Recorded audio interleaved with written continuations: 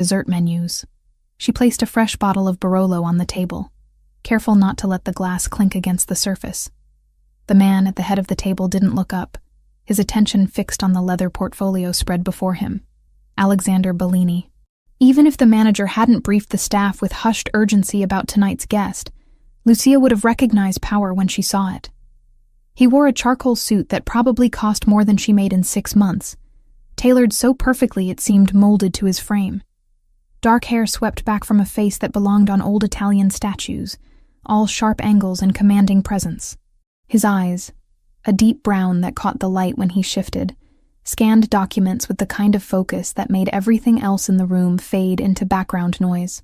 "The terms are acceptable," one of the other men said in English, his accent vaguely European. 80 million for exclusive import rights across the eastern seaboard.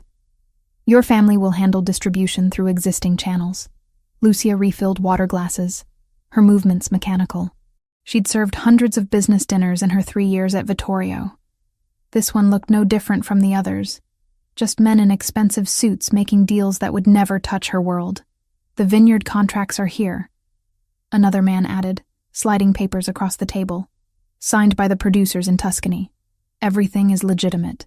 Alexander leaned back in his chair, fingers steepled beneath his chin. "My attorney will review before I sign anything. Standard procedure." The man who'd spoken first laughed, the sound too loud for the elegant room. Of course. We expect nothing less from the Bellini family. Your reputation for thoroughness is well known." Lucia moved toward the far end of the table to collect empty plates. 2 men sat slightly apart from the main conversation, their heads bent close together. They spoke quietly, words tumbling out in rapid syllables that made Lucia's hands still for just a fraction of a second. Sicilian, her grandmother's language, the one Carmela had taught her during long afternoons in their cramped Queen's apartment, insisting that Lucia remember where their family came from, even if they'd been in America for 2 generations. "Tuesday is perfect," one of the men murmured, his Sicilian flowing with an accent that didn't quite match the regional dialect. "The explosives are already positioned at the port. When Bellini signs and moves his operation to the new warehouse location, we detonate. The cartel takes the territory while he's dealing with the chaos." Lucia's heart slammed against her ribs. She kept her face blank, years of service industry training allowing her to maintain the neutral expression of someone who understood nothing. Her hands continued their work, stacking plates with steady movements that betrayed none of the ice spreading through her veins. "The Colombians confirmed?" the second man asked, also in Sicilian, though his accent carried hints of something else beneath it. "Mexican, maybe." The realization made her stomach turn. "Yes. Once Bellini is eliminated, Sinaloa controls everything from Baltimore to Boston. The contract signing is just theater. He won't leave this building alive if the signature doesn't come through tonight."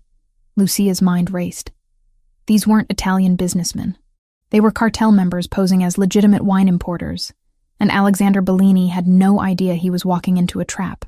She glanced at him across the table. He was reviewing another document, a gold pen poised over the signature line. His second in command, a broad-shouldered man who'd been introduced as Joseph, stood near the door with the kind of stillness that suggested military training. 2 other security personnel flanked the room's entrance, alert but not alarmed. No one else had noticed the conversation in Sicilian. Why would they? It was a dead language to most people, especially in a city like New York where a dozen languages mixed on every street corner. Lucia picked up her tray of dishes and turned toward the kitchen, her pulse thundering in her ears. She could walk away, pretend she'd heard nothing. She was a waitress, not a hero. Whatever war these men were waging had nothing to do with her. But if she stayed silent, Alexander Bellini would die tonight. Maybe others too, if the explosives at the port were real.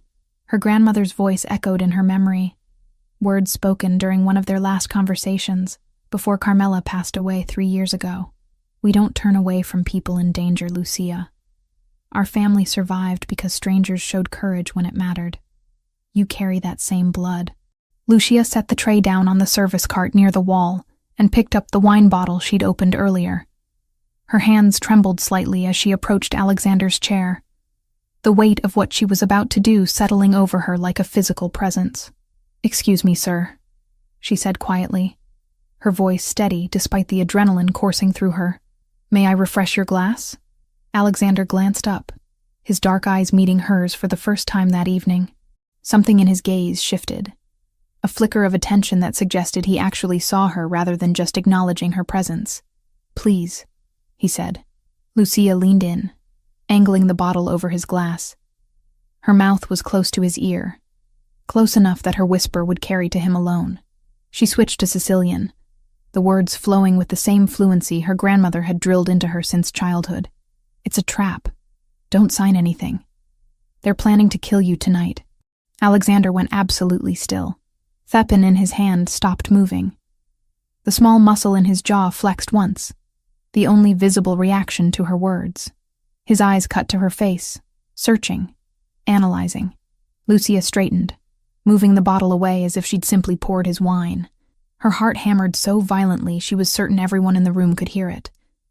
For 3 seconds that felt like hours. Nothing happened.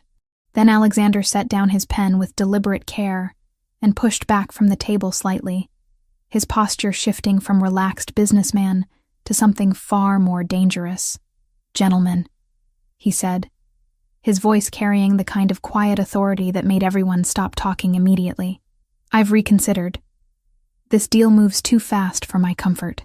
We'll postpone the signing until my team completes a full audit of your operations." The man who'd presented the contract stiffened. "Mr. Bellini, we've been negotiating for months. Everything is in order. Then you won't mind waiting another week while I verify that." Alexander's tone allowed no argument. His eyes flicked to the 2 men who'd been speaking in Sicilian, and Lucia saw the exact moment those men realized something had gone wrong. One of them reached inside his jacket. "Joseph," Alexander said calmly. The security chief moved like water, fluid and impossibly fast. He had the reaching man's arm twisted behind his back before the weapon cleared leather, driving him face first into the mahogany table with enough force to rattle the wine glasses.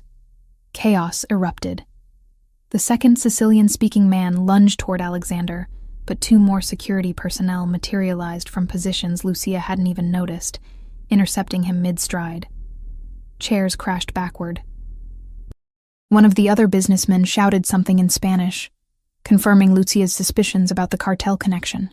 Alexander remained seated, utterly composed, as his people subdued the attackers with professional efficiency. Within 90 seconds, all 5 supposed businessmen were on their knees, hands secured behind their backs with zip ties that Joseph produced from somewhere inside his jacket. "Clear the weapon," Alexander ordered, his eyes never leaving the men on the floor. "Check them all." Joseph and his team found 4 handguns, 2 knives, and what looked like a phone detonator on the man who'd spoken about explosives. Alexander examined each item as it was placed on the table in front of him, his expression carved from stone. Lucia had backed against the wall during the commotion, her tray forgotten on the service cart.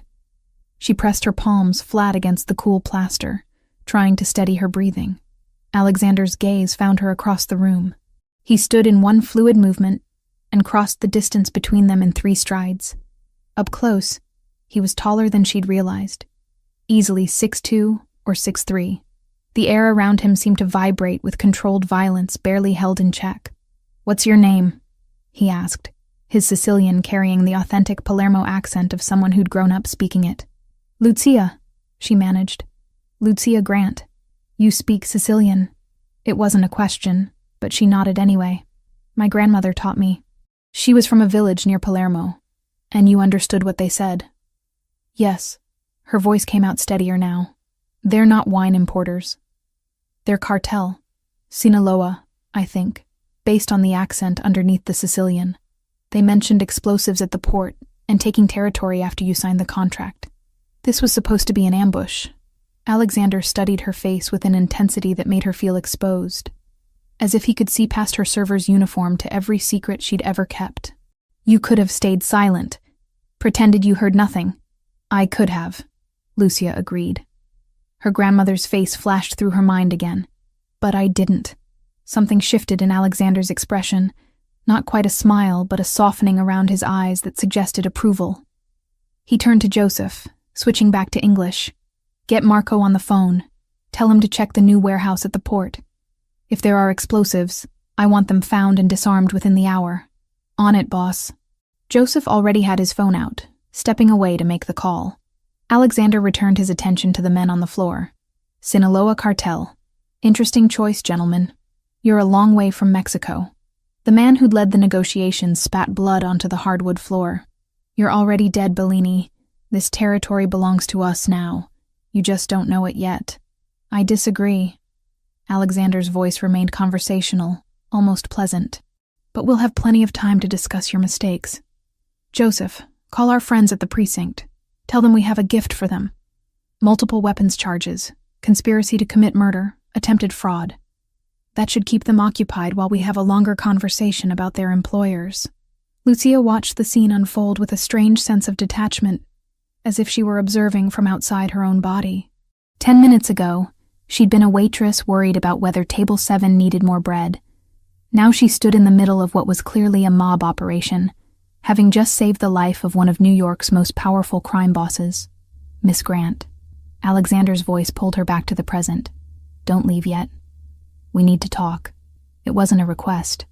Lucia nodded mutely, her throat too dry for words. The next 20 minutes passed in organized chaos.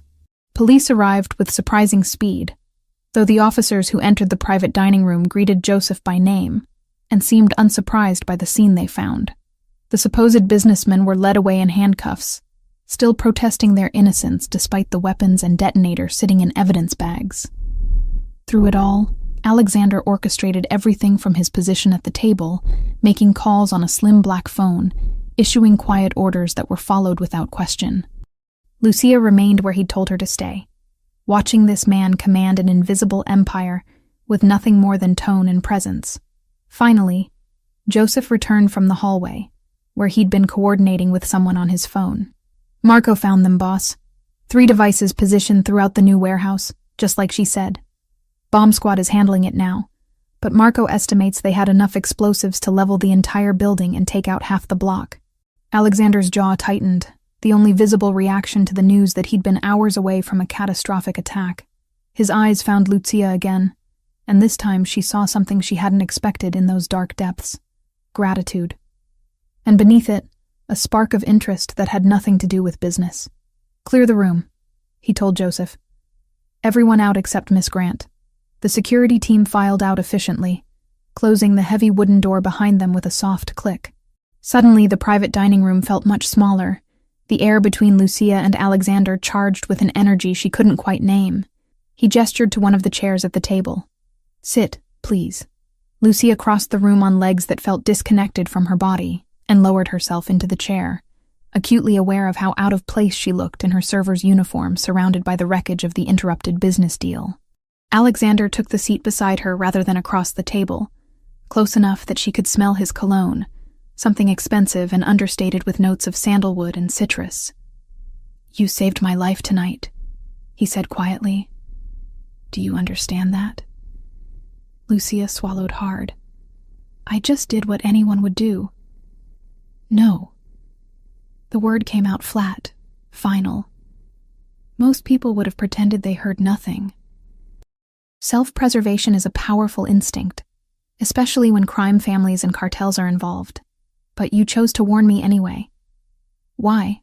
She thought about lying, about giving him some noble reason that would make her sound brave rather than foolish.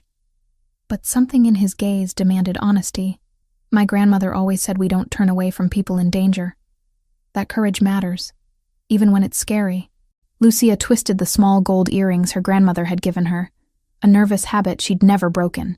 And I guess I couldn't live with myself if I'd let you walk into a trap when I could have stopped it. Alexander leaned back in his chair, studying her with that same unnerving intensity. Your grandmother sounds like a wise woman. She was. Carmela Grant, born Carmela Rizzo in Sicily. She came here when she was 20 and never went back. But she made sure I knew where we came from. When did she pass? 3 years ago. The familiar ache settled in Lucia's chest. She raised me after my parents died in a car accident. I was 9. I'm sorry. The condolence sounded genuine rather than reflexive. My parents were also from Palermo. They came to New York in the 70s, built their business from nothing. Lucia didn't ask what business. She had a pretty good idea. and naming it felt dangerous. "The cartel will know you interfered," Alexander said, his tone shifting to something more serious. "When those men are interrogated, they'll talk about what happened here tonight. Your involvement won't stay secret." The ice that had started to thaw in Lucia's veins returned with a vengeance. She hadn't thought that far ahead, hadn't considered the consequences beyond the immediate moment of warning him. "What does that mean?" Her voice came out smaller than she wanted. "It means you're in danger now. Sinaloa doesn't forgive witnesses, especially ones who cost them this much." Alexander's expression hardened. "I won't let anything happen to you because you saved my life. You're under my protection now, whether you want it or not." Lucia's first instinct was to argue, to insist she could take care of herself the way she always had, but the certainty in his voice, the absolute conviction that he could keep her safe, made the protest die in her throat. "I don't even know you," she whispered. "No," Alexander agreed. "But after tonight, that's going to change." Lucia barely slept that night. She'd gone home to her studio apartment in Astoria around 2 a.m, escorted by 2 of Alexander's men who insisted on checking every corner of her building before letting her climb the stairs alone. They stayed in a black sedan across the street, windows tinted, exhaust pipe releasing steady clouds into the cold air. She lay in bed staring at the ceiling, replaying the events at Vittorio over and over, the Sicilian conversation, Alexander's face when she'd whispered the warning, the guns, the zip ties, the casual efficiency with which his people had handled armed cartel members like they were dealing with unruly children. What had she gotten herself into? The knock on her door came at 7:45, sharp and authoritative. Lucia jerked upright, her heart immediately racing. She pulled on jeans and a sweater, fingers clumsy with adrenaline, and peered through the peephole. 2 men in dark suits stood in the narrow hallway. Not the same ones from last night, but they had that same quality of controlled alertness that marked them as Alexander's people. "Miss Grant," the taller one said when she cracked open the door. "Mr. Bellini requests your presence. We're here to escort you." Requests. As if she had a choice. "Give me 5 minutes," Lucia said. She brushed her teeth, splashed water on her face, and pulled her hair into a ponytail with shaking hands. No makeup, no time to care about appearances. She grabbed her phone, her keys, and the small purse that held her license and the $63 currently in her checking account. The men led her downstairs to a different sedan, this one charcoal gray with tinted windows that made it impossible to see inside from the street.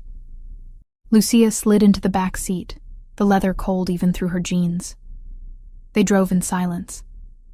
Morning traffic clogged the streets, taxis honking, delivery trucks double-parked, the city slowly waking to another Wednesday. Lucia watched it all through the window, wondering if this was the last time she'd see her neighborhood as a free woman. The sedan pulled up in front of a glass tower in the financial district, all sleek lines and reflective surfaces that caught the weak November sunlight. The men escorted her through a lobby filled with marble and modern art, past security guards who nodded recognition, into an elevator that required a key card to access the top floors. Lucia's stomach dropped as they ascended.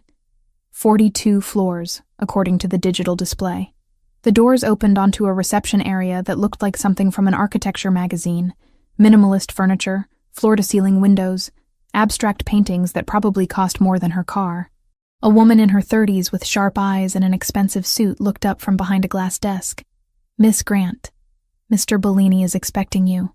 She was led down a hallway lined with closed doors, past what looked like conference rooms and executive offices, to a corner suite at the end. One of the escorts knocked twice and opened the door without waiting for a response. Alexander stood at the windows, his back to the room, phone pressed to his ear.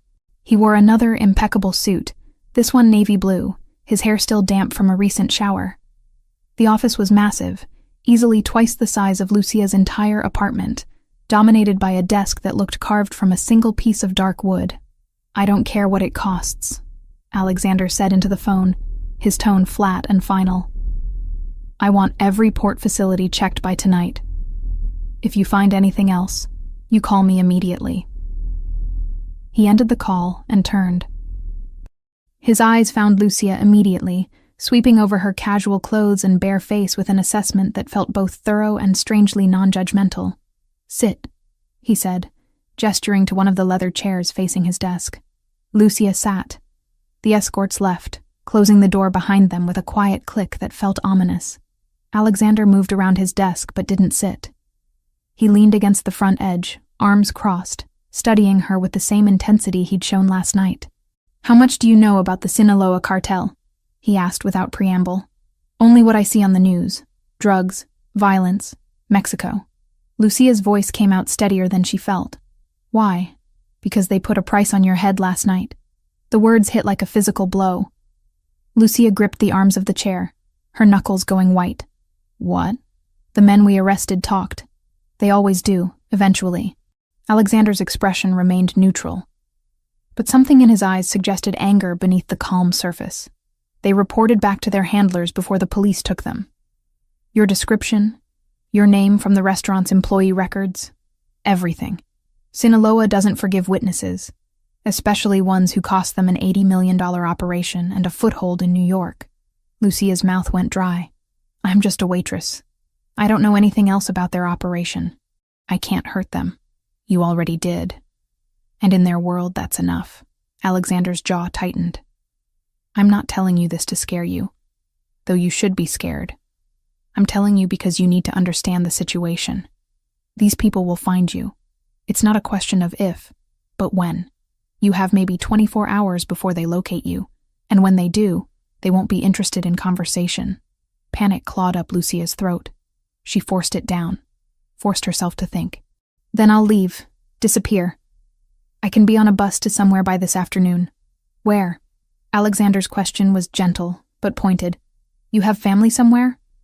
Friends in another state who can hide you?" Lucia stopped. She had no one.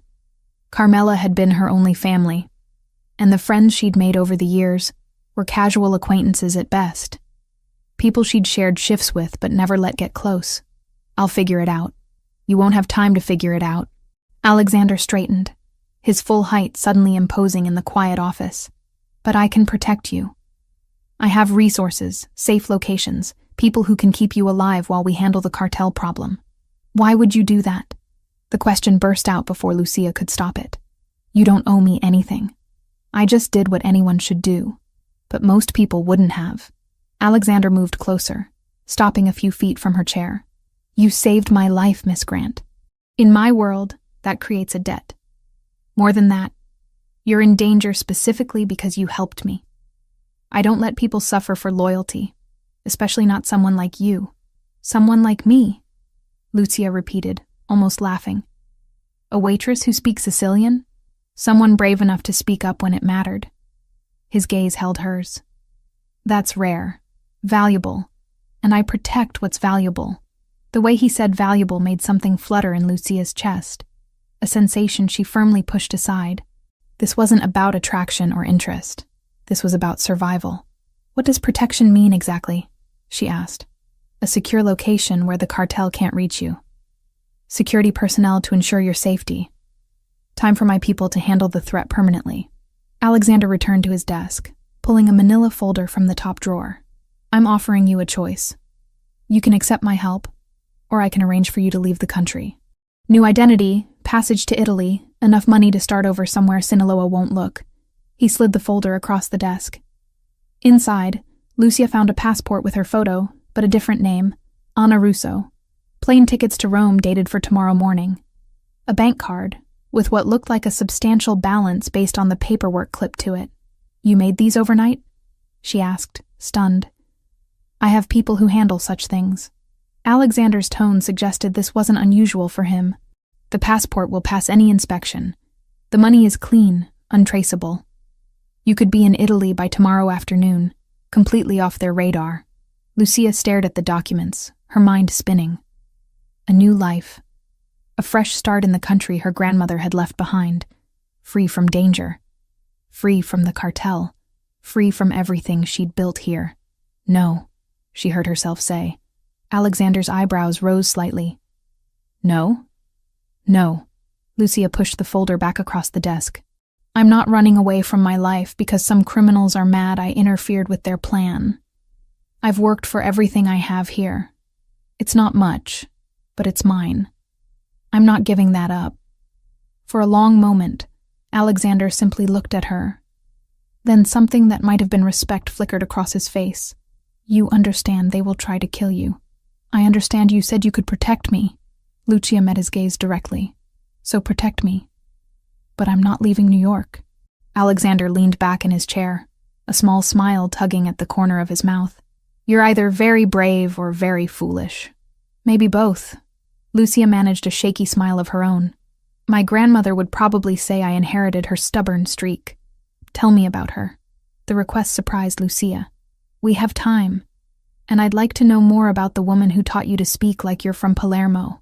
So Lucia told him about Carmela Rizzo, who'd left Sicily at 20 with nothing but a suitcase and determination, who'd married young, lost her husband to a construction accident, and raised 3 children while working 2 jobs, who'd taken in her orphaned granddaughter without hesitation and made sure Lucia never forgot where their family came from. "She died 3 years ago," Lucia finished, twisting the gold earrings. "Heart attack. She was 71. I found her in her chair, knitting needles still in her hands." "I'm sorry." Alexander's condolence carried genuine sympathy. "It sounds like she was an impressive woman." "She was everything." Lucia's throat tightened. "After my parents died, she was all I had. When I lost her, I was completely alone. I understand that feeling." Alexander's expression softened slightly. "My parents were also from Palermo. They came here in the 70s, built their business from nothing. My father died when I was 23. My mother 2 years later. I have a younger sister, Lauren, but I keep her far away from my world. She lives in Boston, works as a teacher, has no idea about most of what I do. That must be hard," Lucia said quietly. "Keeping that distance. It keeps her safe." Alexander's jaw tightened. "Which is what matters. She has a normal life, a good life, that's worth more than closeness." They sat in silence for a moment. 2 people who'd lost too much finding unexpected common ground in an office 42 floors above the city. "So what happens now?" Lucia finally asked. Alexander stood, decisiveness returning to his posture. "Now we get you to a secure location. I have an apartment in Tribeca, not a penthouse. Just a functional space we use for people who need protection. It's monitored, secure, and the cartel won't find it." "For how long?" "As long as it takes to eliminate the threat." He pulled a business card from his pocket, black with silver lettering and a single phone number. "This is my personal line. You need anything, you call. Day or night. No one else has this number except my sister and my second-in-command." Lucia took the card, the weight of it somehow significant in her palm. "Thank you. Don't thank me yet. You're about to spend days, maybe weeks, confined to an apartment with security watching your every move. It's protective custody, not a vacation. Still better than being dead." Lucia stood, shouldering her purse. "When do we go?" "Now." The apartment in Tribeca was exactly as Alexander had described. Functional, rather than luxurious. 2 bedrooms, a living area with reinforced windows, a kitchen stocked with basics. The security was subtle, but present. Cameras in the hallway. Guards rotated in 8-hour shifts outside the door. Lucia spent the day alternating between pacing and sitting, her mind unable to settle. She'd called her manager at Vittorio, claiming a family emergency that would keep her away for a while. The lie came easily, smoothly. Another small piece of her normal life slipping away. Alexander returned around 9 that evening, carrying bags from a nearby Italian deli. "I thought you might be hungry." They ate at the small dining table, conversation flowing more easily than Lucia had expected. He asked about her life. Her dreams before circumstances had narrowed her options. She found herself talking about the languages she'd wanted to study, the degree she'd planned to pursue before money became impossible. "What would you do?" Alexander asked. "If money wasn't an issue. If you could study anything, be anything?" Lucia considered the question, unused to thinking beyond the immediate concerns of rent and bills. "I'd study linguistics, maybe work as a translator or interpreter. Use the languages I know to actually help people, not just take drink orders." "You speak more than Sicilian?" Italian, Spanish, some French. I taught myself from library books and online courses. She shrugged, embarrassed. It's not formal education, but I'm fluent enough. Alexander's expression turned thoughtful. That's a valuable skill set. More valuable than you probably realize. When he stood to leave an hour later, Lucia walked him to the door. He paused on the threshold, seeming to debate something internally. You surprised me today, he finally said. Most people would have taken the escape route. Run as far and fast as possible. I'm not most people. Lucia managed a tired smile. Apparently I'm stubborn and foolish. Brave, Alexander corrected quietly. The word you're looking for is brave. Their eyes held for a moment too long, something unspoken passing between them in the narrow entryway. Then Alexander cleared his throat and stepped back. Get some rest. Tomorrow we'll figure out what comes next. After he left, Lucia locked the door and leaned against it, her heart beating faster than the situation warranted. She pulled out the business card he'd given her, running her thumb over the embossed numbers. Alexander Bellini, crime boss, dangerous man, her only protection against people who wanted her dead. And somehow, against all logic, someone she was beginning to trust. 7 days in the Tribeca apartment felt like 7 years. Lucia had always considered herself adaptable, someone who could make the best of any situation. But confinement tested that belief in ways she hadn't anticipated. The space itself was comfortable enough. Clean sheets, a functional kitchen, windows that let in filtered sunlight through bulletproof glass. But knowing she couldn't leave, couldn't even step outside for a walk without armed escorts, made the walls press closer each day. She filled the hours with whatever she could find, reading on her phone until her eyes burned, cooking elaborate meals from the groceries that appeared like clockwork every other morning, watching the street below through those reinforced windows, counting taxis, studying pedestrians, searching for any sign of the danger Alexander insisted was still hunting her. The security detail rotated every 8 hours. Different faces but the same watchful silence, men and women who nodded politely when she offered coffee, but never engaged in actual conversation. They were there to protect her, not befriend her. On the 7th morning, Lucia was staring at her 3rd cup of coffee when her phone buzzed with an unfamiliar number. She almost didn't answer, then recognized the area code from Alexander's business card. Miss Grant. His voice carried clearly through the speaker. How are you holding up? Lucia glanced around the apartment, at the books she'd already read twice, the television she'd watched until the programs blurred together. I'm going quietly insane, if we're being honest. But I'm alive, so there's that. A low chuckle reached her ear. Fair assessment. I have a proposition that might help with the sanity issue. I'm listening. My people confirmed continued cartel activity in the city.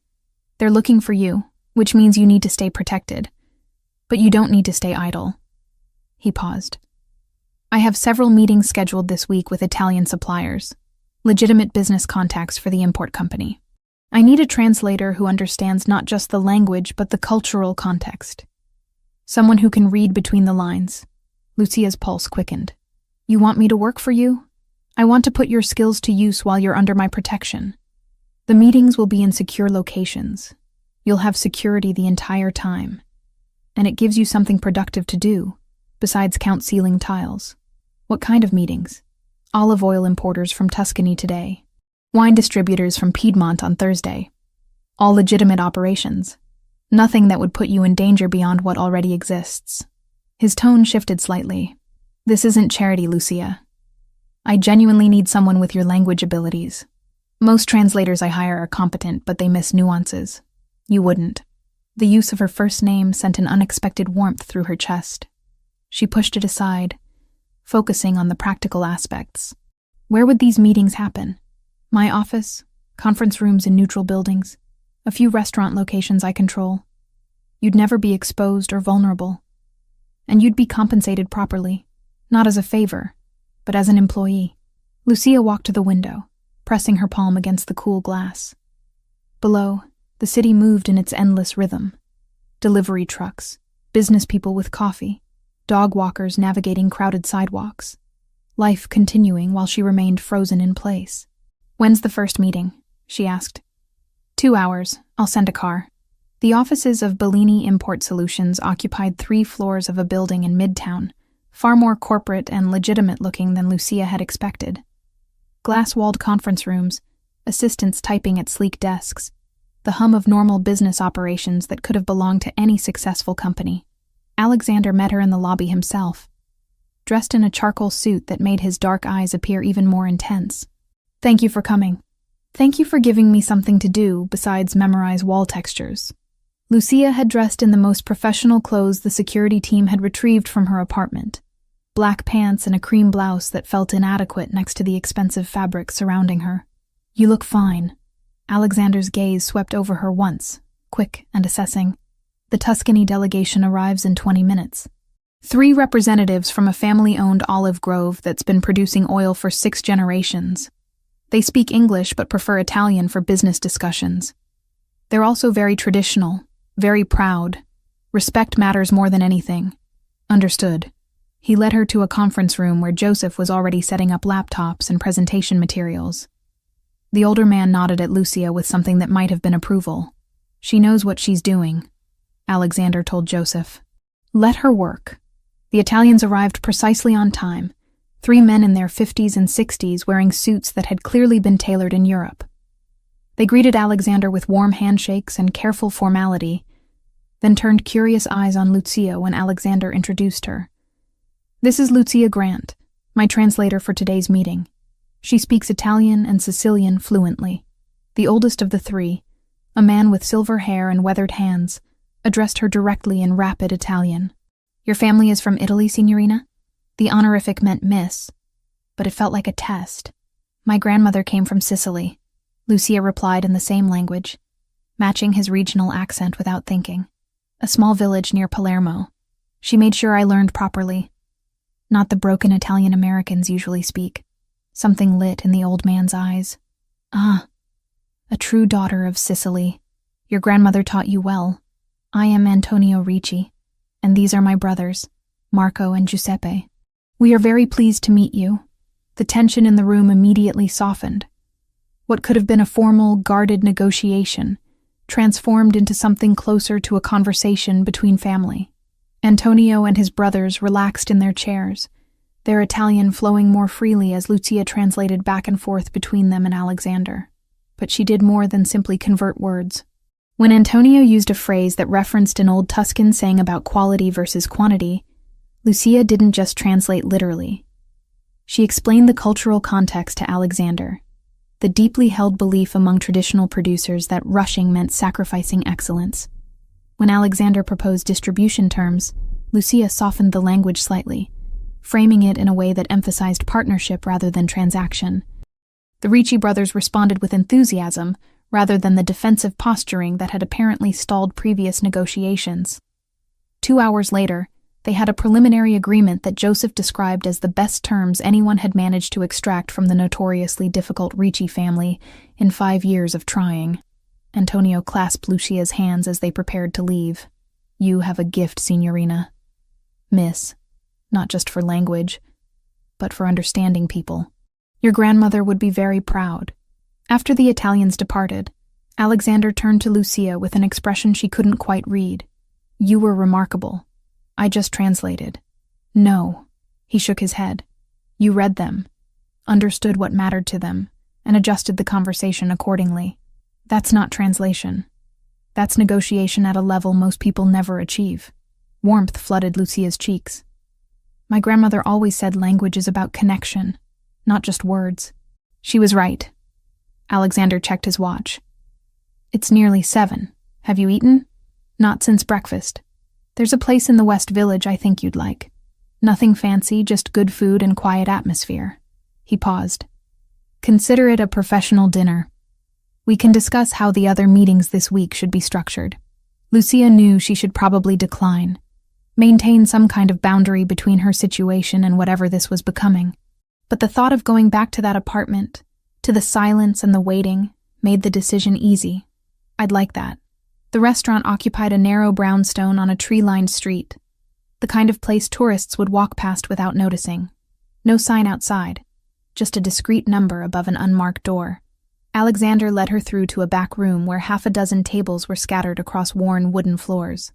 The owner, an elderly Italian woman who called Alexander by his first name, seated them at a corner table and disappeared into the kitchen without taking their order.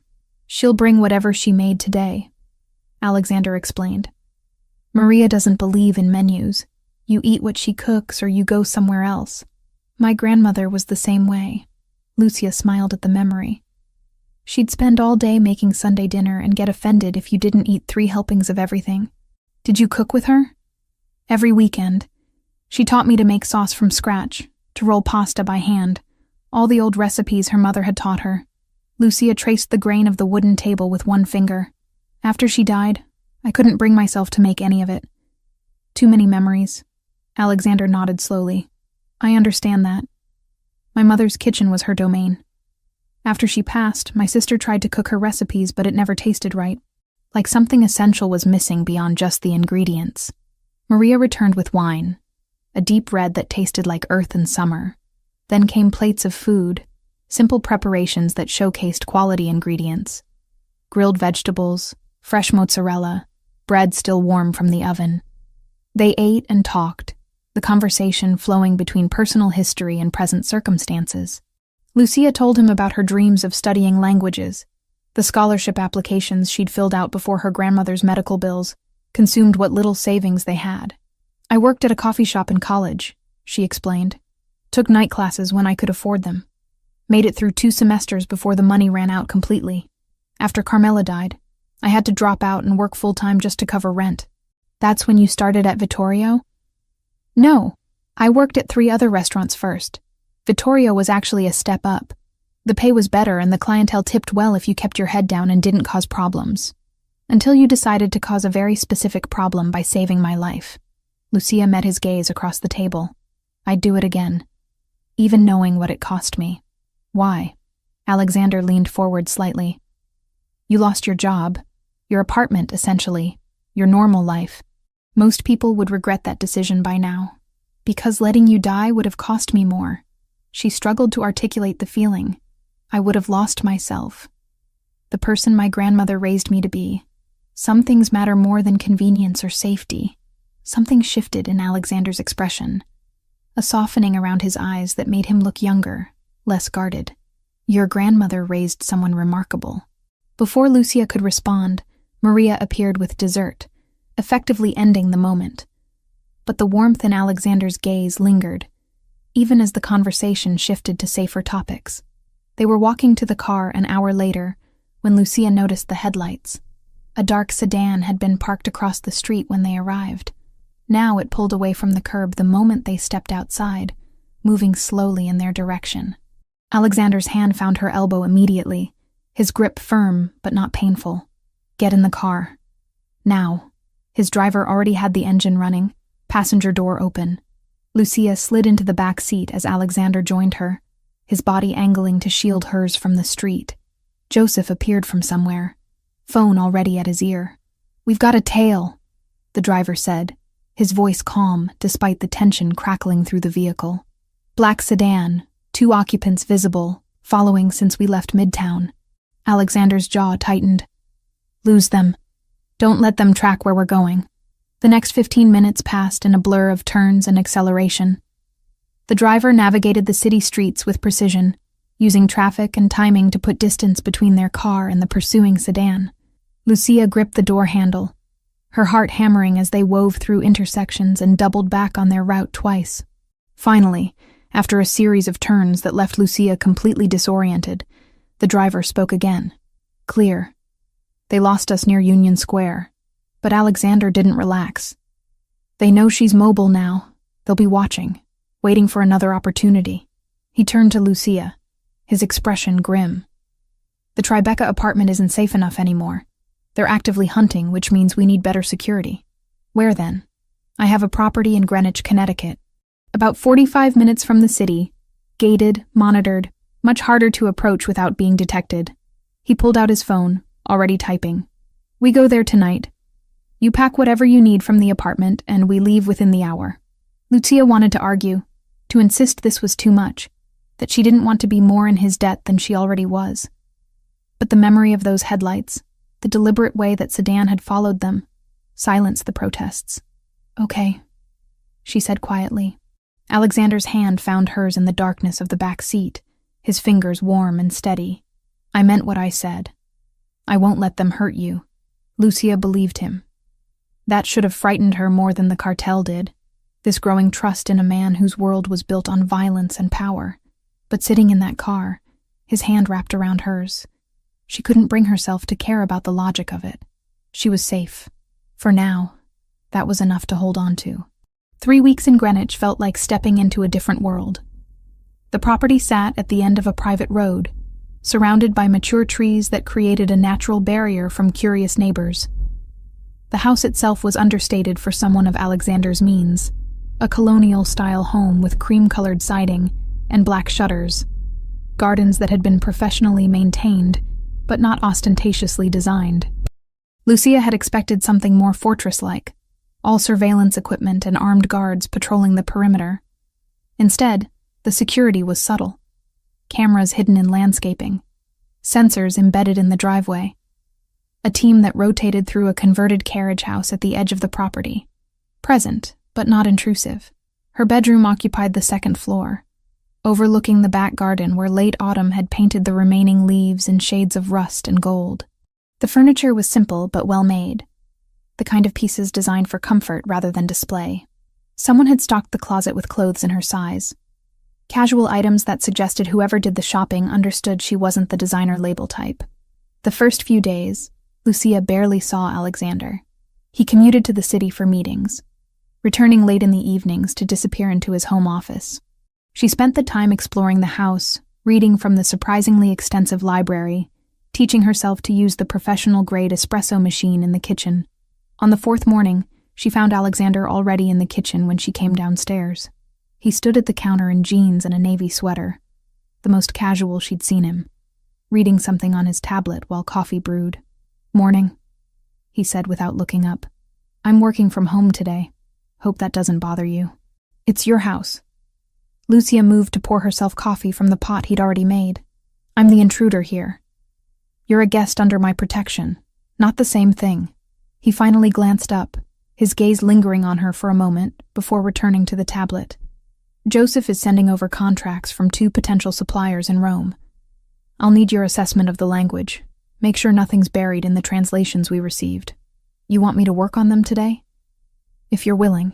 The office has a second desk and better internet than the rest of the house. So began a routine that evolved naturally over the following weeks. Mornings in the kitchen, Alexander making coffee while Lucia prepared breakfast. Conversations about everything from politics to childhood memories flowing easily in the quiet hours before the day's demands took over. Days spent working in his home office, Lucia at the second desk he'd cleared for her, translating contracts and correspondence while Alexander handled the legitimate and less legitimate aspects of his business. She discovered she had a talent for the work beyond just language skills. Reading contracts revealed patterns, connections between suppliers and distributors that told stories about relationships and power dynamics. She'd point out clauses that seemed innocuous but could be leveraged, terms that looked favorable but contained hidden costs. "You should have studied business along with languages," Alexander commented one afternoon, reviewing her notes on a particularly complex wine distribution agreement. "You have an instinct for it. My grandmother used to say I noticed what people didn't say more than what they did." Lucia stretched in her chair, her back tight from hours at the computer. "Same skill, just applied differently.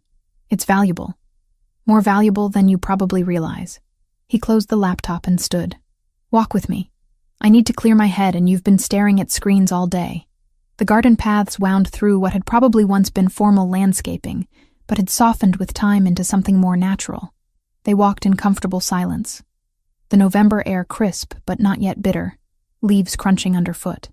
"Tell me something," Alexander said eventually. "What would you be doing right now if none of this had happened? If you were still working at Vittorio, living your normal life?" Lucia considered the question. "Probably getting ready for a dinner shift. Checking my bank account to see if I could afford new shoes since mine have holes in the soles. Planning how to stretch my grocery budget for another week. That's existence, not living." It was my existence.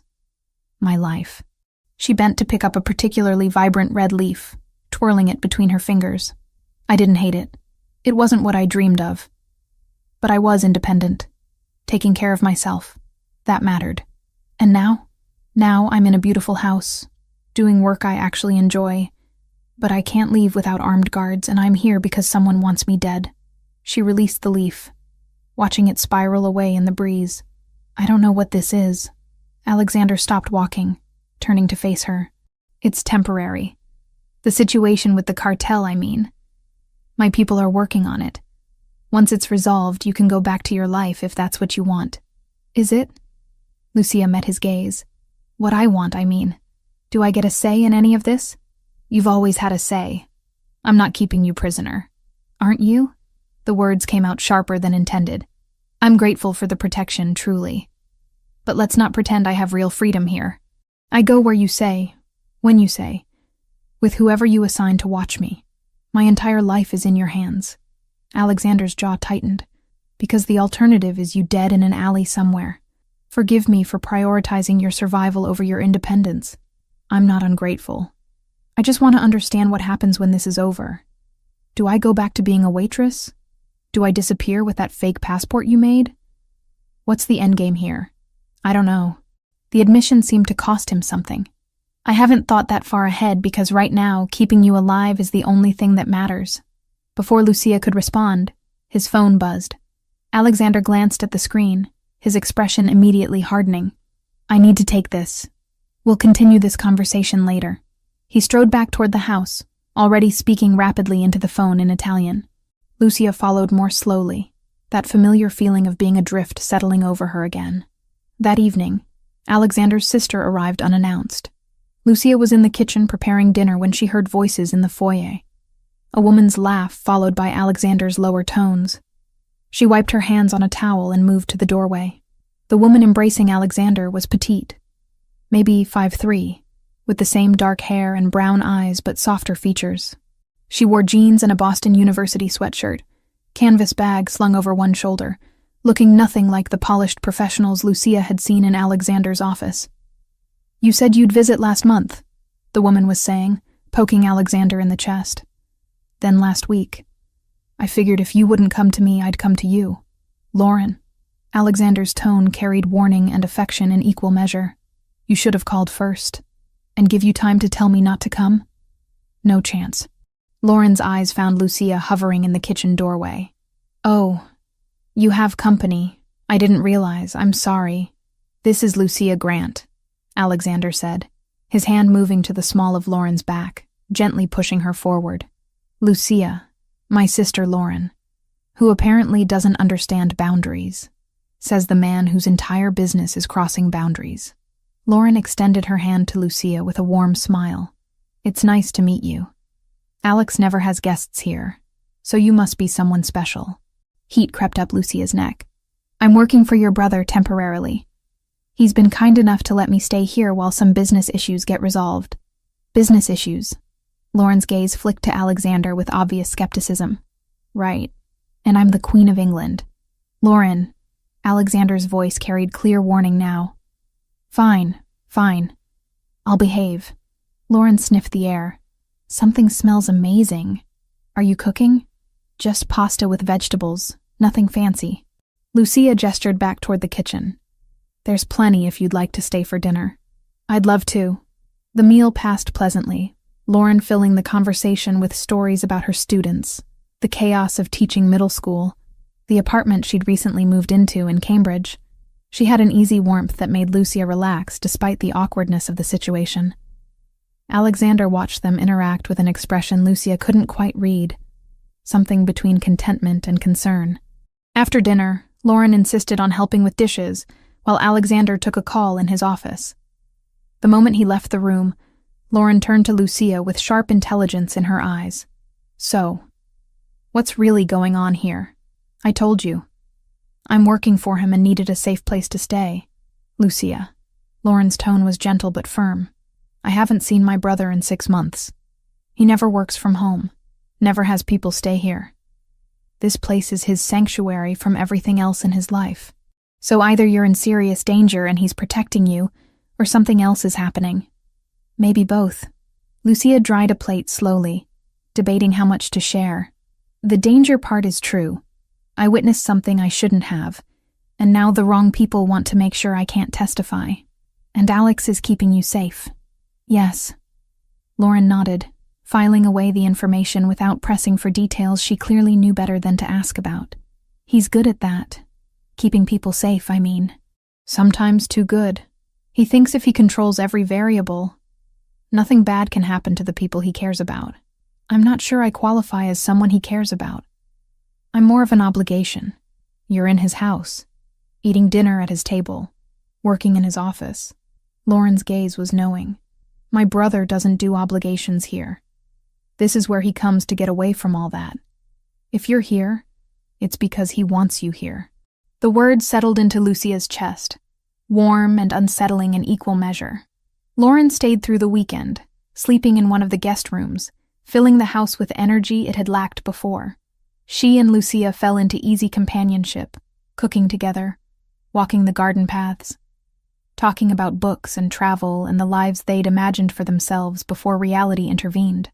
On Sunday evening, as Lauren prepared to drive back to Boston, she hugged Lucia tightly. Thank you. For what?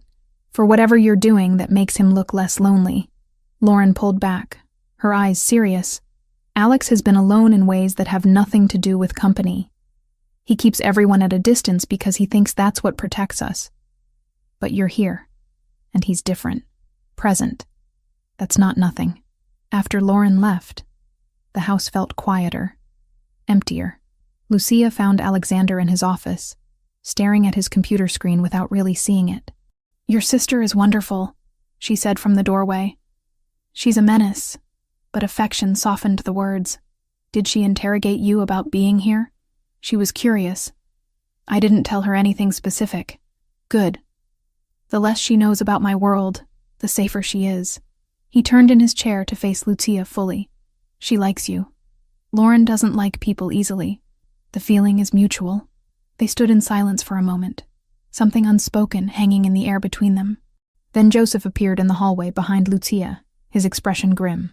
Boss, we need to talk. It's about the Sinaloa situation. Alexander's entire posture shifted, the warmth draining away. My office. Now. Lucia started to leave, give them privacy, but Alexander's voice stopped her. Stay. This concerns you too.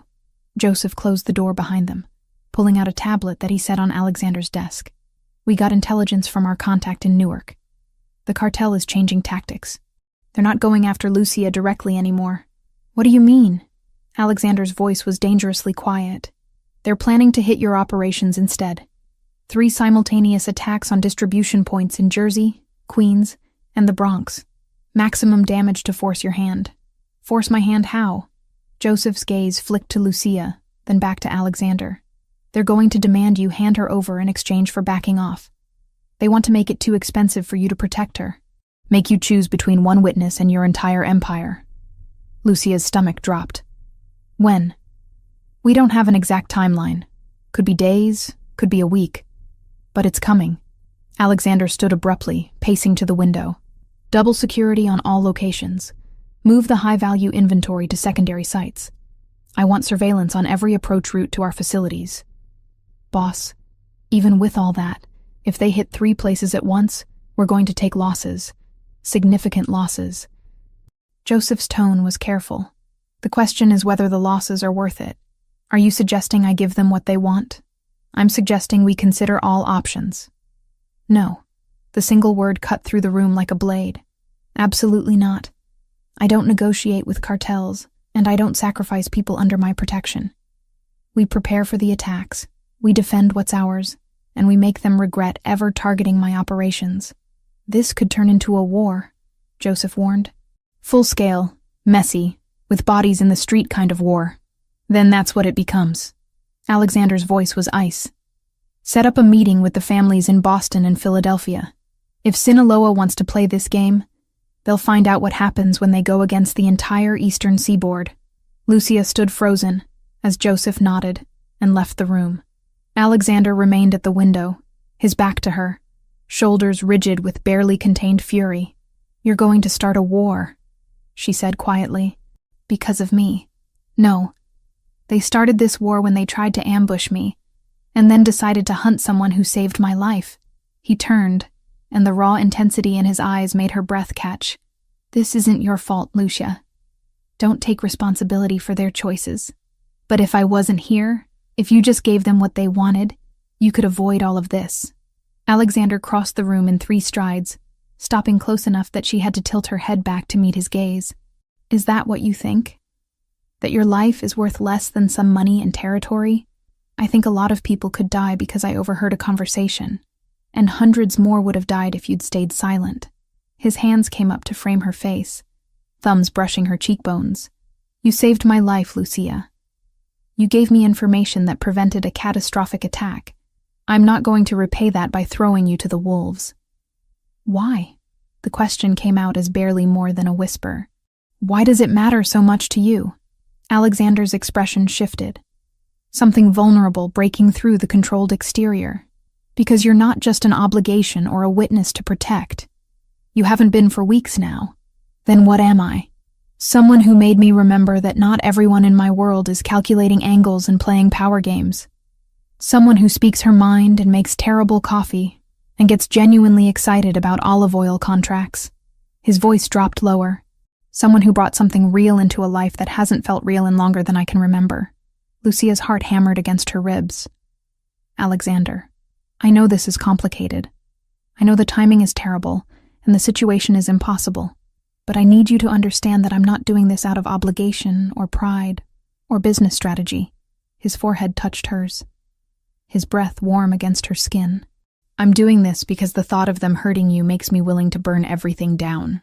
She closed the final distance between them, her lips finding his in a kiss that felt like inevitability and choice combined.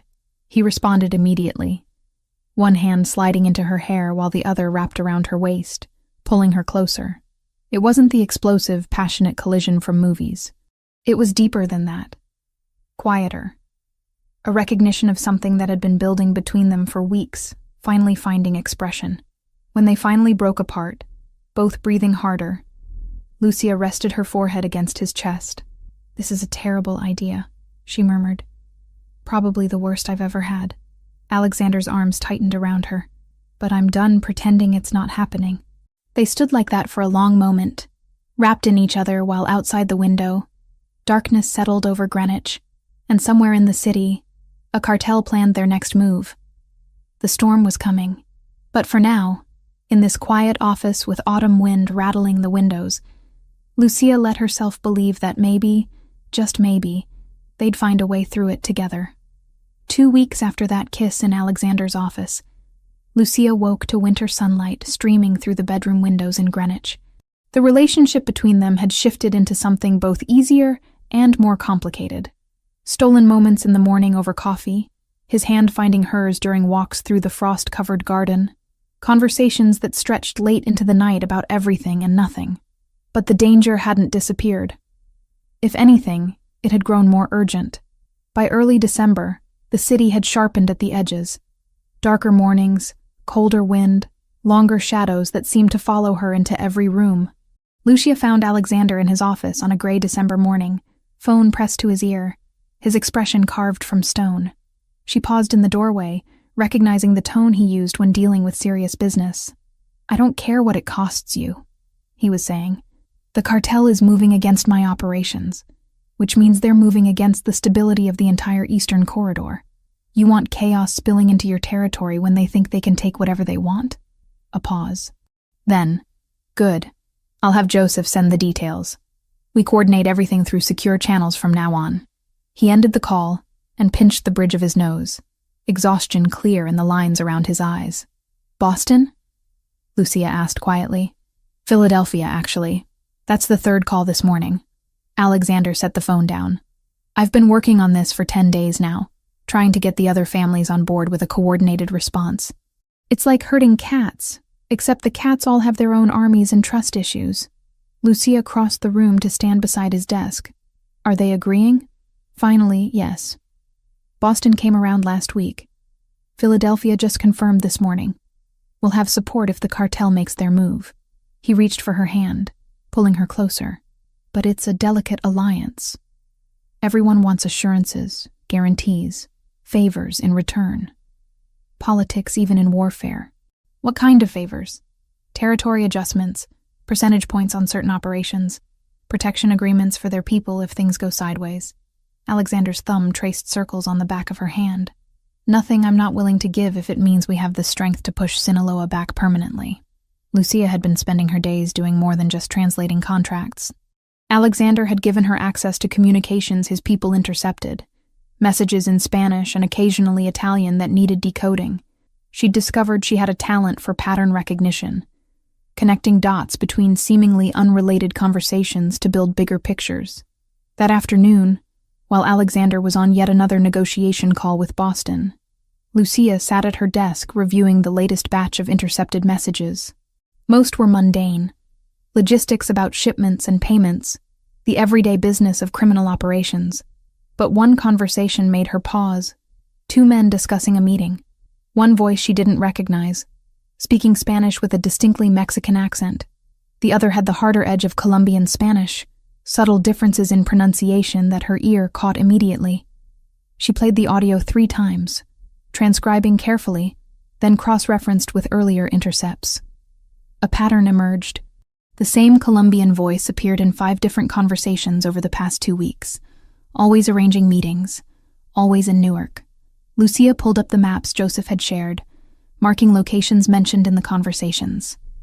They clustered around an industrial area near the port, several warehouses that the intelligence reports identified as cartel fronts. Alexander. She turned in her chair as he entered the office.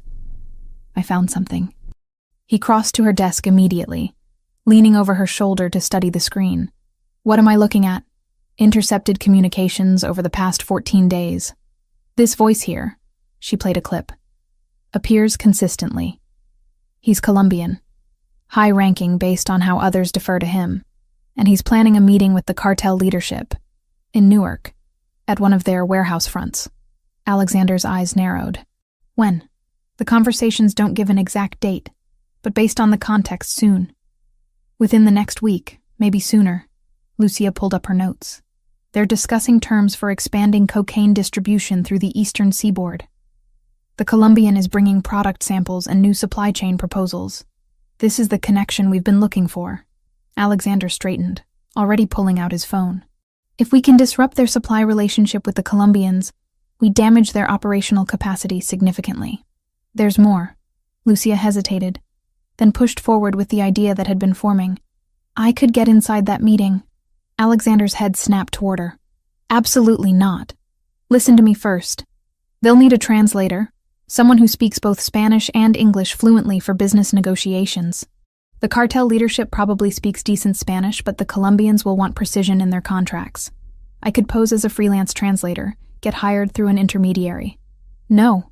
The word was flat, final. You're not walking into a room full of cartel members.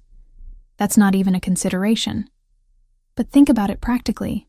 We need evidence that connects their leadership directly to the drug trafficking. Testimony from someone external, someone not affiliated with either organization.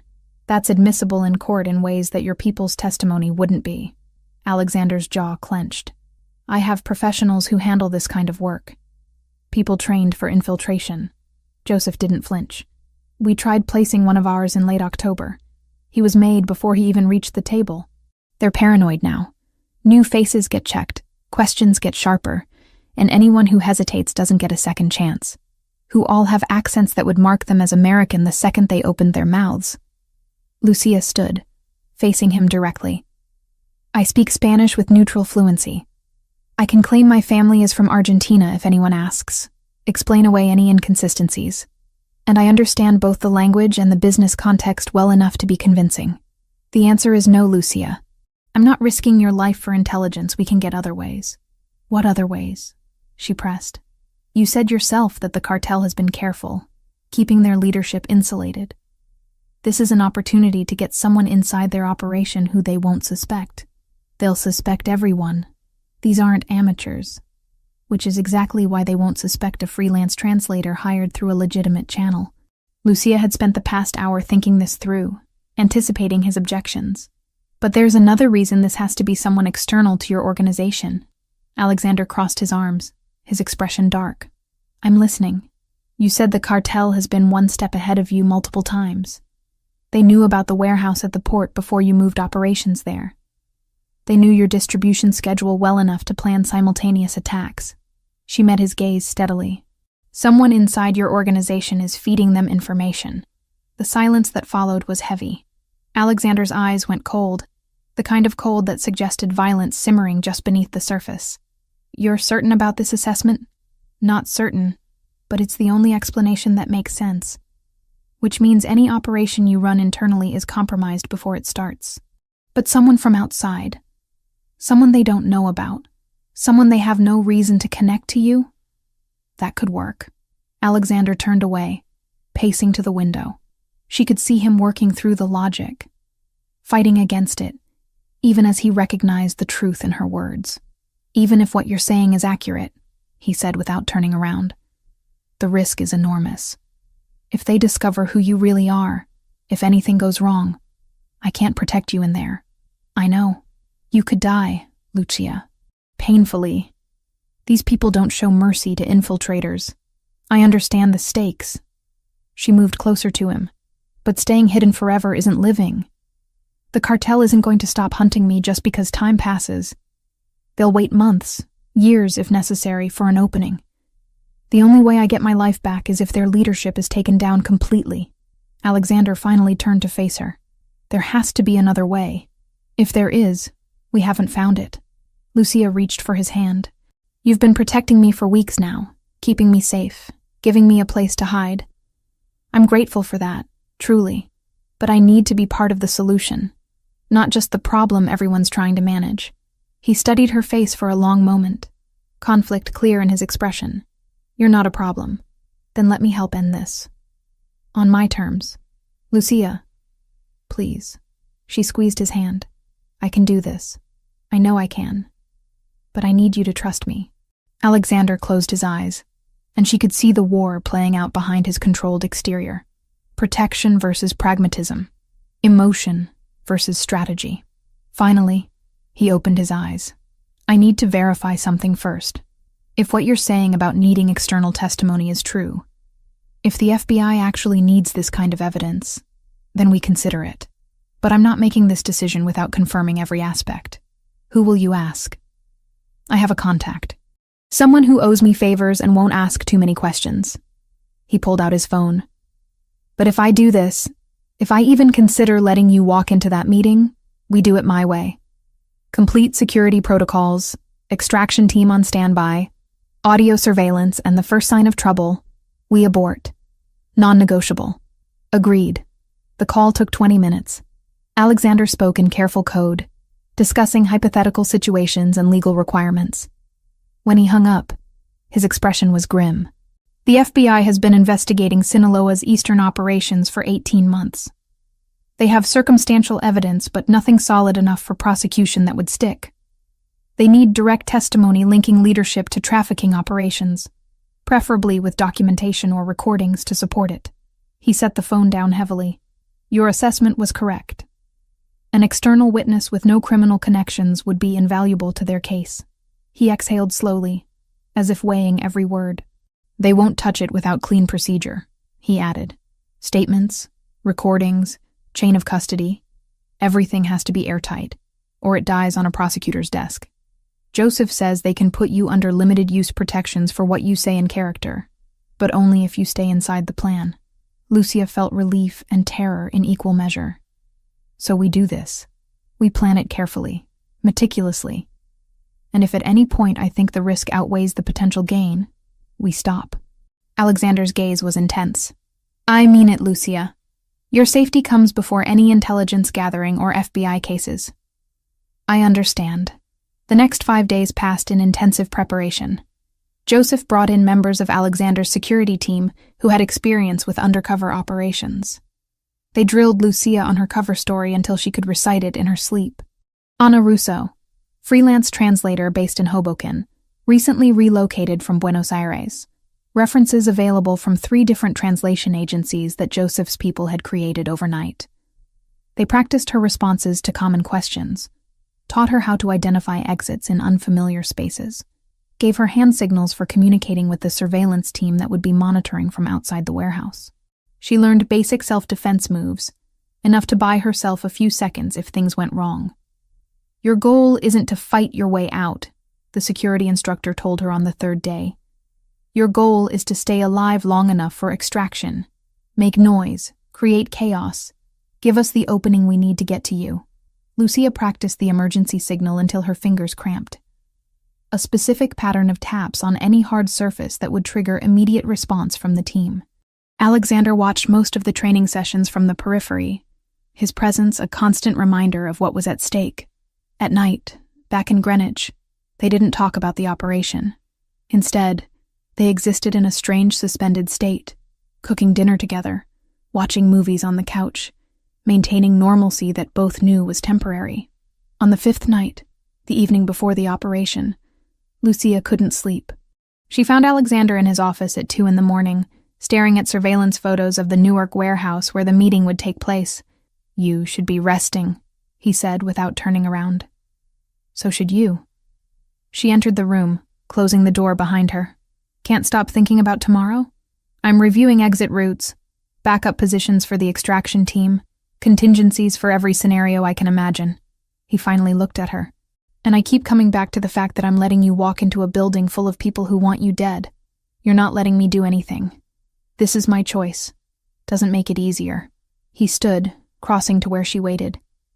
"If anything happens to you tomorrow because I agreed to this plan, I won't forgive myself."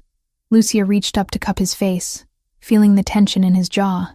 "Then make sure your team is as good as you say they are. Make sure the plan is solid, and trust that I can handle myself in there. I do trust you.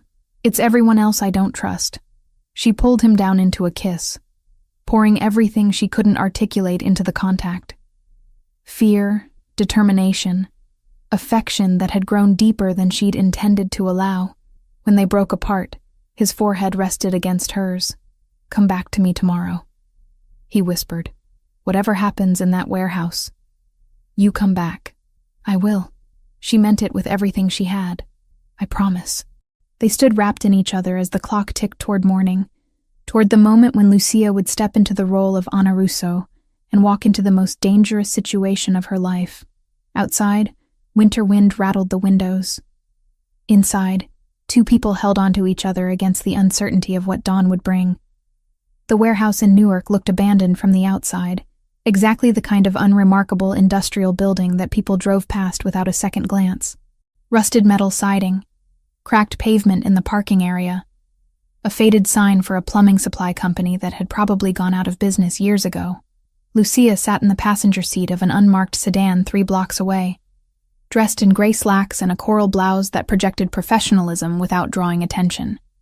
Her hair was pulled into a low bun, minimal makeup, small gold hoop earrings. She looked like exactly what she was supposed to be, a freelance translator hired for a single afternoon's work. "Audio check." Joseph's voice came through the nearly invisible earpiece tucked into her left ear. "Can you hear me clearly?" "Yes," Lucia said quietly, adjusting the thin silver necklace that concealed a microphone capable of picking up conversations from 15 feet away. "Good. The pen drive is in your portfolio. Inside pocket on the right. Don't reach for it until you're certain no one is watching. The files are set to auto-install the moment it connects to any device. 30 seconds maximum, then remove it." Lucia's hands were steady as she checked her reflection in the visor mirror, but her pulse hammered against her throat. 5 days of training hadn't erased the fundamental truth. She was about to walk into a room full of men who would kill her without hesitation if they discovered who she really was. "Extract team is positioned at 3 points around the building," Joseph continued. "Alexander is monitoring everything from the command vehicle 2 blocks north. The moment you signal distress, we're coming in. Understood?" "Understood. The intermediary who hired you will meet you at the entrance. His name is Marco Vega, low-level cartel associate who handles administrative tasks. He doesn't know anything about you beyond what's in your fake portfolio. Keep your answers short, professional, boring." Lucia closed the visor, taking one steadying breath. She thought about Alexander, about the expression on his face when she'd left Greenwich that morning. He'd kissed her at the door, his hands framing her face, and whispered, "Be smart. Be careful. Come back to me." She intended to do exactly that. "I'm ready," she told Joseph. The sedan pulled up to the warehouse entrance at exactly 2 o'clock. A man in his 30s waited outside, smoking a cigarette, wearing jeans and a leather jacket. Marco Vega. He flicked the cigarette away as Lucia approached, his eyes sweeping over her with casual assessment. "Ana Russo?" he asked in Spanish. "Yes." "You're Marco?" Lucia kept her tone neutral, professional. "Right. Come on. They're waiting inside." He held the door open, revealing a dim corridor that smelled of concrete and old machinery. "You speak Colombian Spanish, yeah? Not Mexican?" "I'm fluent in both dialects. My references should have specified that." Lucia followed him down the corridor, portfolio held against her chest. The building looked abandoned from outside, but inside revealed recent activity. New locks on doors, security cameras in corners, the faint hum of a generator providing power. Whatever. Just make sure the translation is accurate. These guys are paranoid about misunderstandings. Marco led her through a second door, into what had once been a loading area, now converted into a makeshift conference space. A table sat in the center, surrounded by folding chairs. Harsh fluorescent lights hung from chains, casting everything in stark white illumination. 4 men already occupied the room. 3 stood together near the far wall, clearly the Colombian delegation based on their posture and the way they watched everything with alert calculation. The 4th sat at the head of the table, a man in his 50s with graying hair and the kind of stillness that suggested violence held carefully in check.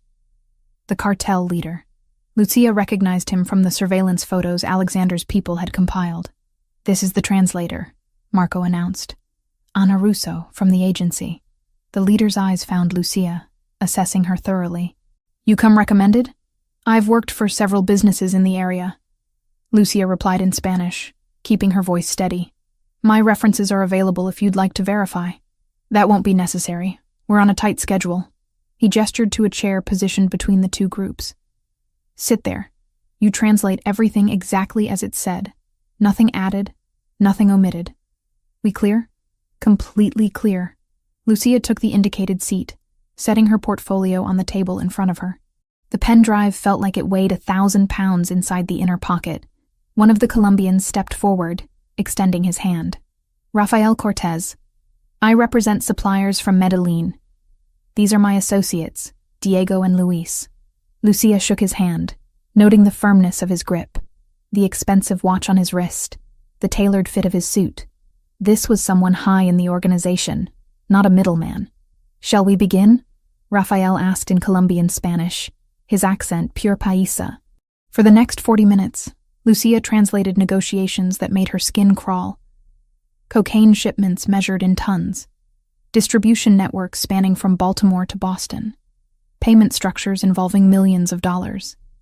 She kept her face neutral, her voice professional, converting their words with mechanical precision. The cartel leader, whose name she learned was Hector Salazar, reviewed documents spread across the table. Rafael had brought samples, small packages wrapped in plastic that sat beside his briefcase like everyday business materials. "The quality is verified?" Hector asked. 94% pure. Our processing facilities use the newest techniques, minimal cutting, maximum profit margin for distribution. Rafael's smile was all business. "Your people will appreciate the consistency," Lucia translated, her mind tracking everything. The confession to drug trafficking, the admission of international smuggling, the detailed discussion of distribution networks. Every word was being recorded, every admission captured by the microphone hidden in her necklace. "We should discuss payment terms," Hector said, pulling a laptop from a bag beneath the table. "I have our financial projections for the next quarter, showing how we'll structure the buyback." He opened the laptop, fingers moving over the keyboard. This was the moment. The opportunity Joseph had described. "I need to use the restroom," one of the Colombians, Diego, announced suddenly. "Down the hall, second door," Marco directed from his position near the entrance. Diego left. Rafael and Luis continued discussing logistics with Hector, their attention focused on the laptop screen showing spreadsheets and financial data. Lucia shifted slightly in her chair. Reaching into her portfolio as if retrieving a notepad, her fingers found the pen drive, a small rectangular device no bigger than her thumb. She kept it palmed in her left hand, waiting. The conversation continued around her. Numbers and percentages and distribution percentages. Raphael leaned closer to the laptop to examine figures, blocking Hector's view for a critical few seconds. Lucia dropped her pen deliberately, letting it roll toward the edge of the table. "Excuse me," she murmured, bending to retrieve it.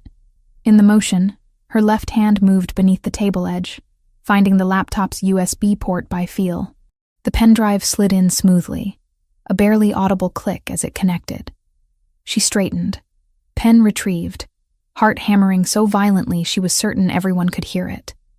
The laptop screen flickered for just a moment, the files installing in the background, while the spreadsheet remained visible. 20 seconds. 30. The progress indicator Joseph had described would be nearly invisible on the screen's edge. "These projections assume stable supply," Raphael was saying. "Any disruption in production affects our ability to deliver. Our supply chain is reliable," Hector insisted.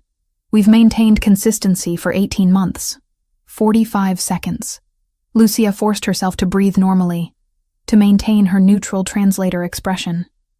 Diego returned from the restroom, resuming his position with the other Colombians. The pen drive had to come out.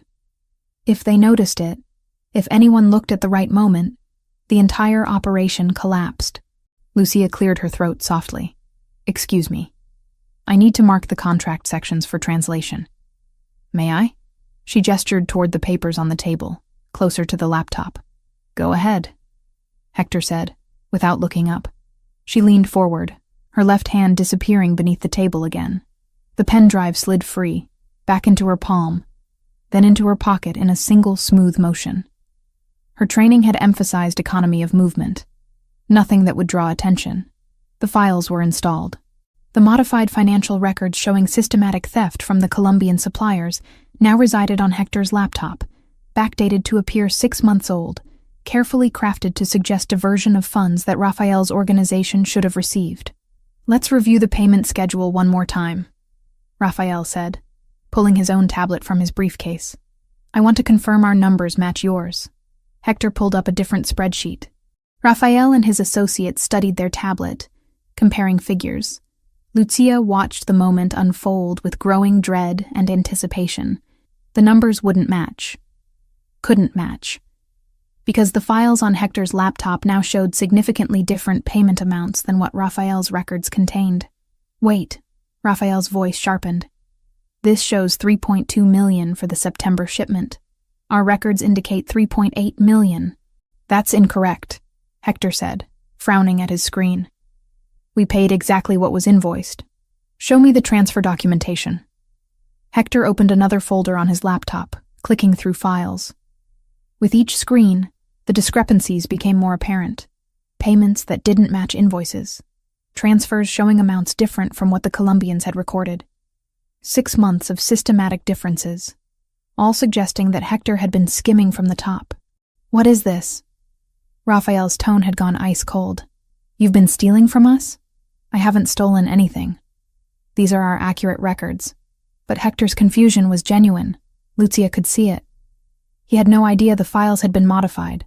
No reason to suspect the laptop was compromised. $600,000 missing from September alone. Luis had his own phone out now, pulling up records. October shows similar discrepancies. "You've taken over 2 million from our organization." "That's impossible. Marco, get our accountant on the phone." But Raphael was already standing, his hand moving inside his jacket. "We don't negotiate with thieves." Diego and Luis stood as well, their movements synchronized, hands also moving toward concealed weapons.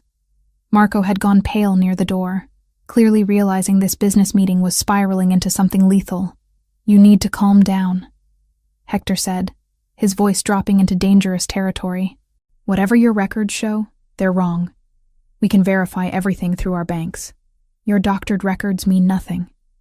Raphael's hand emerged holding a gun, the metal gleaming under the fluorescent lights.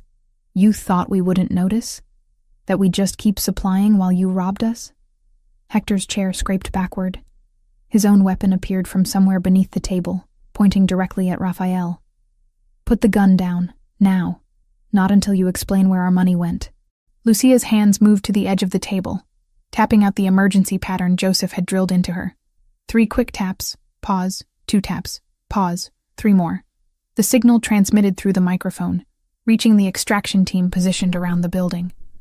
The situation exploded in the next second. Raphael fired, the shot deafening in the enclosed space.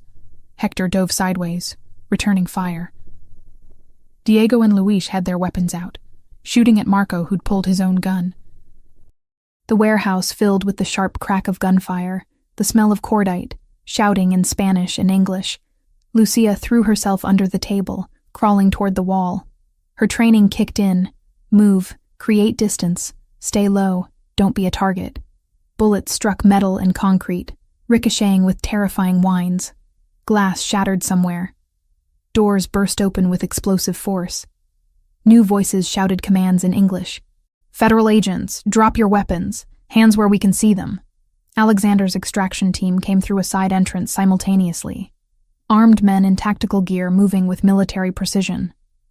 The combination of FBI agents and Alexander's people filled the warehouse, surrounding the combatants from multiple angles. Hector tried to run, making it 3 steps before Joseph tackled him, driving him face first into the concrete floor. Raphael and his associates were on their knees within seconds, FBI agents securing their hands with zip ties while reading them their rights. Lucia stayed under the table, arms wrapped around her head, until she heard Joseph's voice. "Clear. Get her out." Hands pulled her gently from beneath the table, Joseph's face appearing in her field of vision. "You hurt?" "No. I don't think so."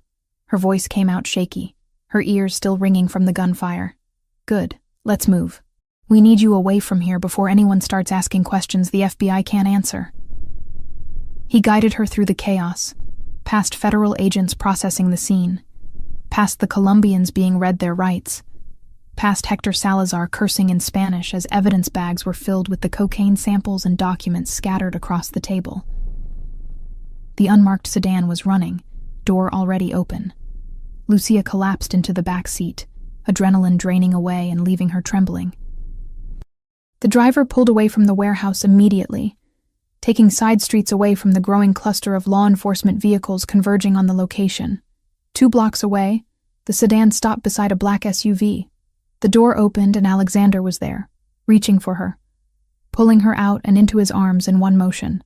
Lucia buried her face against his chest, finally allowing herself to shake. "You're okay," he murmured against her hair. "You're safe. I've got you."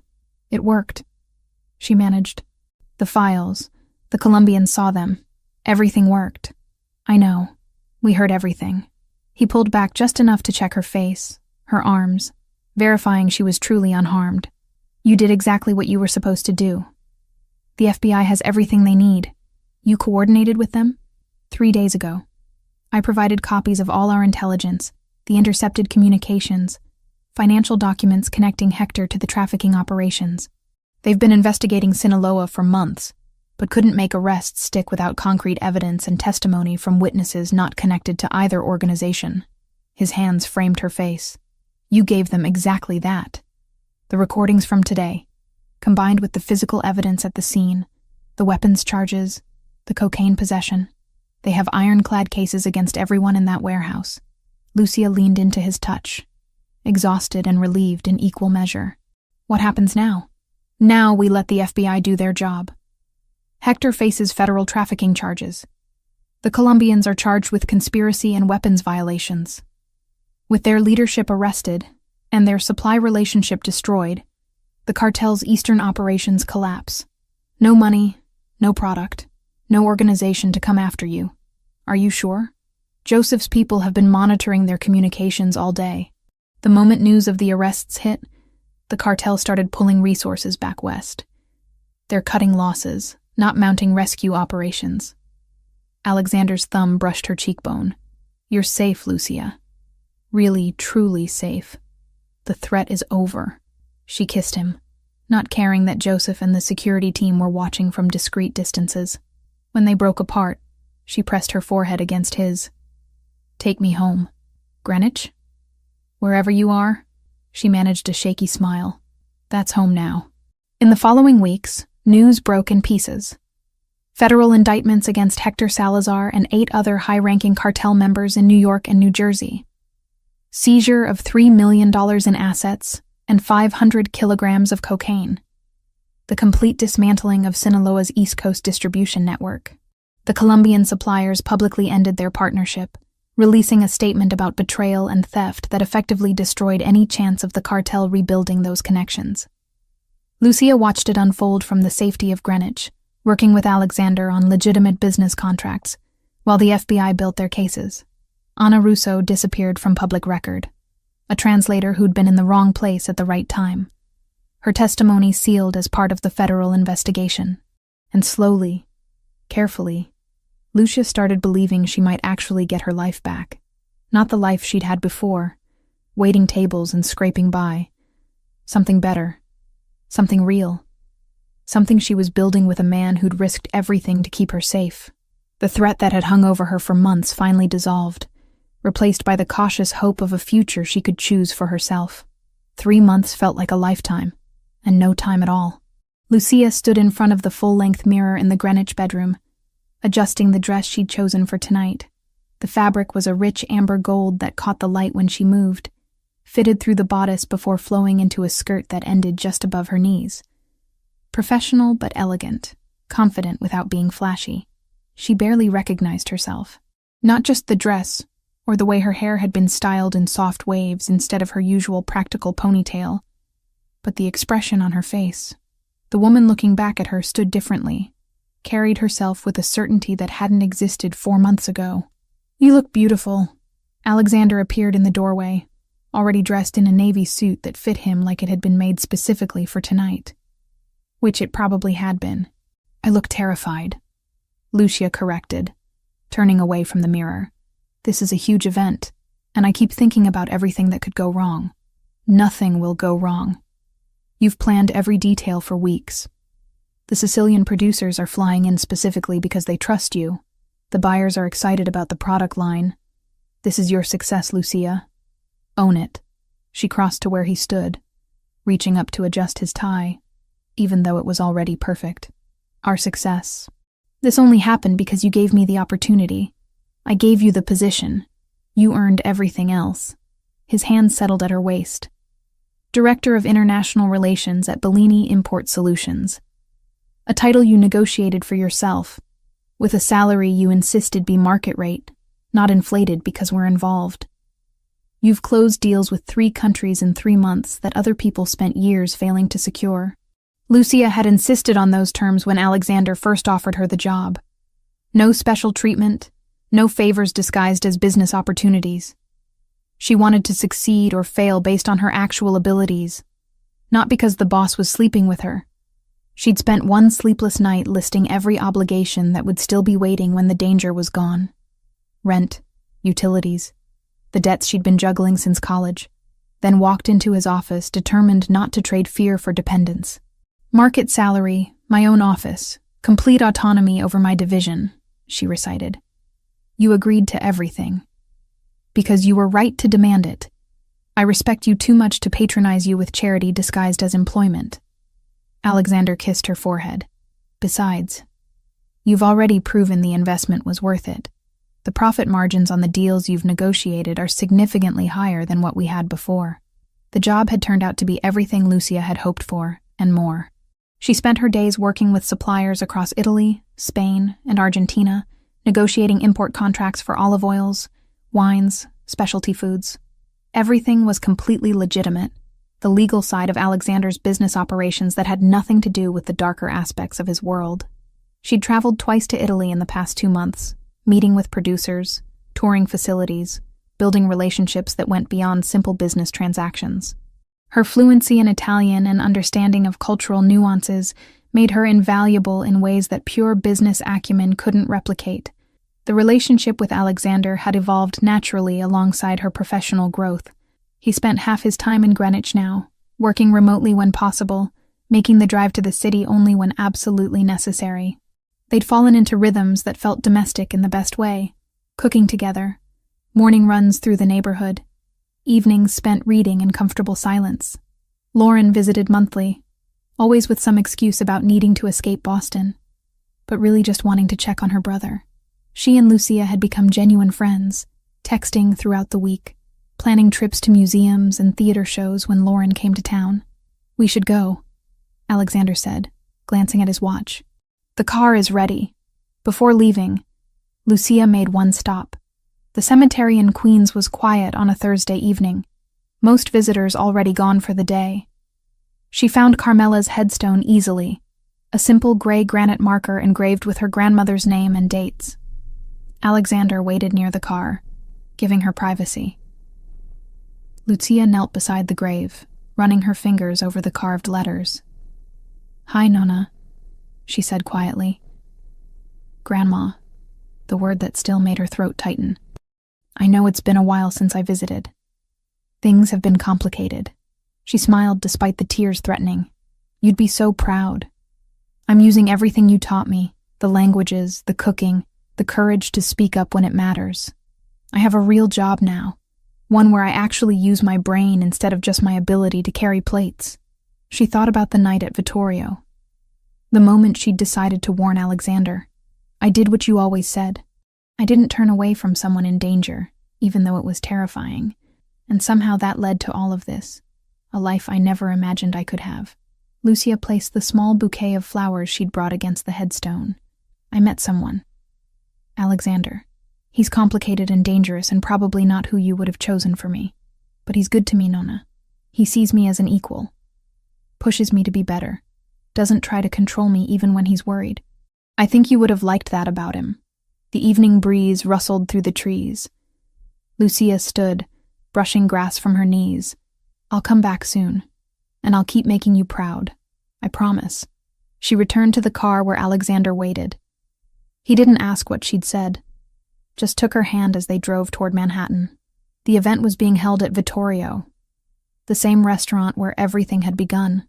Alexander had purchased a partial ownership stake in the business 2 months ago, replacing the previous management with people he trusted.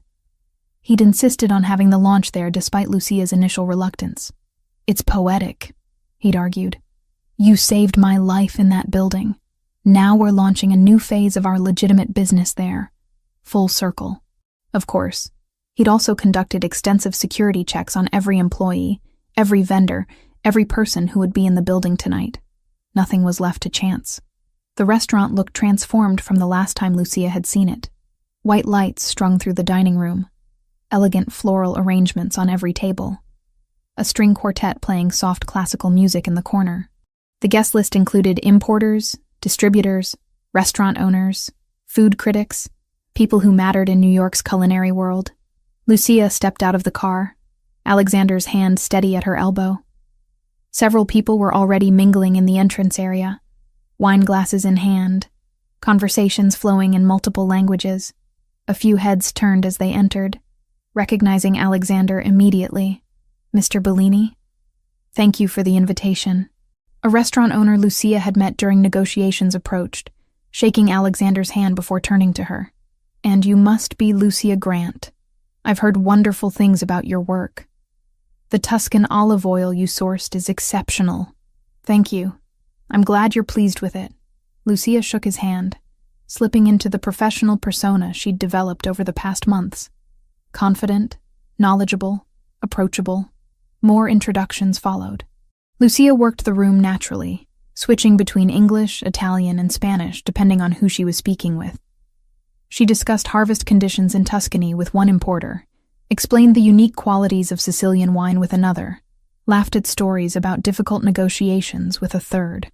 Across the room, she caught glimpses of Alexander doing the same, charming buyers and critics with the easy authority he wielded so naturally.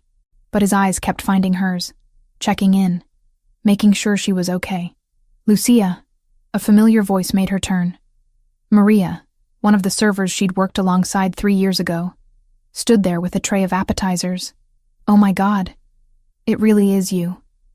When they said Lucia Grant was hosting this event, I thought it must be a different person. "Maria," Lucia smiled warmly. "How are you? Still working here? 4 years now." But look at you. Maria's eyes swept over the dress, the confident posture, the way important people were gravitating toward Lucia's conversations. What happened? Last I heard, you'd left for a family emergency and never came back. Life took some unexpected turns. Lucia accepted a small bruschetta from the tray. I ended up working in import negotiations, discovered I had a talent for it. Working for him? Maria glanced toward Alexander with obvious curiosity. Everyone knows he's one of the owners now. I work for Bellini Import Solutions, yes. He gave me an opportunity and I made the most of it. Maria studied her face for a moment, then smiled. Good for you, seriously. You always seemed like you were capable of more than just serving tables. I'm glad you found something better. After Maria moved on, Lucia made her way to the back terrace, where the evening air provided relief from the crowded dining room. The city lights glittered in every direction, taxis streaming past on the street below, the endless energy of Manhattan pulsing even at this hour. She was standing at the railing when Alexander joined her, 2 glasses of wine in hand. He offered her one without speaking, simply standing beside her as they looked out over the city. "How are you holding up?" he asked after a moment. "Better than I expected. It's strange being back here, seeing people I used to work with. But good strange, I think." She sipped the wine, recognizing it as one of the Piedmont selections she'd negotiated last month. "Did you see the critic from the Times?" She was practically gushing about the product quality. "I saw. You've impressed a lot of people tonight, Lucia. People who don't impress easily. We impress them. This is your company, your reputation. Our company now. Our reputation." Alexander turned to face her, setting his wine glass on the railing. "I meant what I said earlier. You've transformed the international division in 3 months. The revenue projections for next quarter are already exceeding what we hope to see by year 2. Because the products are excellent and we're offering competitive pricing. Because you understand people and culture in ways that pure business analysis can't teach." His expression turned serious. "I need you to know something. When I offered you this position, I did it because I genuinely needed someone with your skills. Not because we were involved, not as a way to keep you close or safe. You earned this role based on your abilities. I know that." Lucia touched his face gently. "You've never made me feel like anything other than a competent professional at work. Even when you disagree with my strategies, you let me make the decisions. That trust means everything. You saved my life that night in this restaurant. But over these past months, you've done something more important." Alexander's hands found her waist, pulling her closer.